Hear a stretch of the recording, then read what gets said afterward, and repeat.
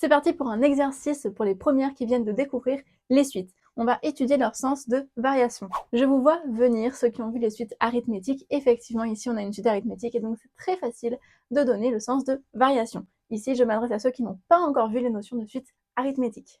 Donc, pour déterminer les variations d'une fonction, il nous faut calculer en fait la différence entre un plus 1 et un. Pour rappel, une suite, c'est un ensemble de termes qui sont chacun attribués à des entiers naturels. Donc, par exemple, 0 va avoir un certain terme, 1 va avoir du coup un autre terme, 2 va avoir un autre terme, et ainsi de suite.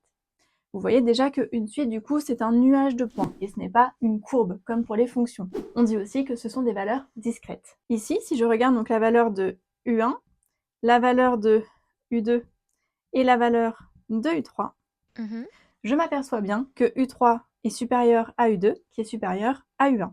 En fait, de manière générale, on pourra dire que un plus 1 est supérieur à un. Cette inégalité nous montre que la suite est croissante. Effectivement, à chaque fois qu'on va positionner le point d'un nouveau terme, il sera au-dessus de l'ancien point. C'est pourquoi on fait la différence entre un plus 1 et un. Si cette différence un plus 1 moins un est supérieure à 0, alors ça voudra dire que un plus 1 est supérieur à un. Donc, c'est parti. On souhaite donc calculer un plus 1 moins un. Je connais la formule explicite de ma suite, qui me dit que un est égal à moins 2 facteur de n plus 3. Pour un plus 1, je vais donc reprendre cette même formule en remplaçant mon n par n plus 1. Ça va donner du coup ceci.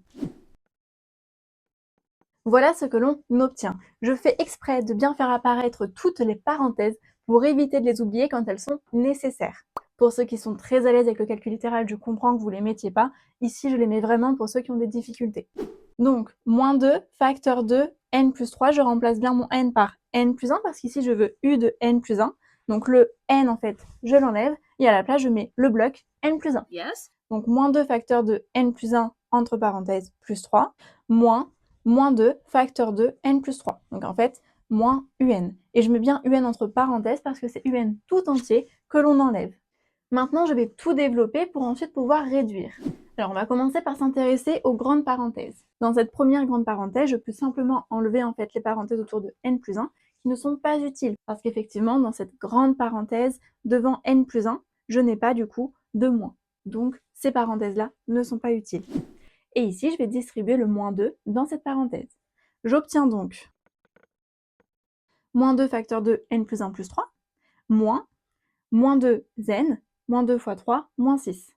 Donc là, j'ai bien distribué mon moins 2 sur ma parenthèse. On continue.